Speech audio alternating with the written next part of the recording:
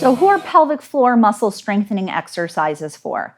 The diagnoses that I see the most in the clinic that I treat are urinary incontinence, that could be stress or urge, fecal incontinence, constipation, pelvic pain, postpartum, I see a lot of women postpartum, and pelvic organ prolapse. So pelvic floor strengthening, however, is not for everybody.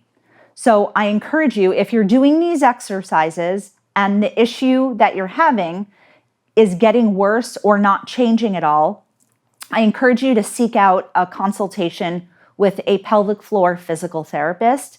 Sometimes what happens with patients or clients is that their pelvic floor muscles are actually hypertonic, meaning that they're overactive. So those muscles that are overactive never get a chance to rest. And so doing strengthening on top of already tight and overactive muscles can just make the problem worse.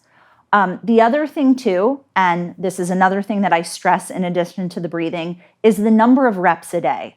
So I have patients who come into the clinic and they say, I do my Kegels all day long. I'm sitting at a stoplight, I'm doing Kegels. I'm standing in the grocery store line, I'm doing Kegels.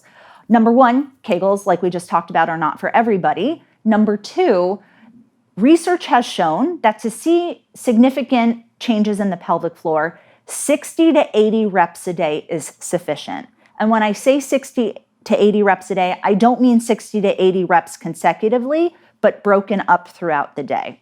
I do have patients that come to the clinic and think, well, if 80 reps is good, I'm going to do 580 reps a day.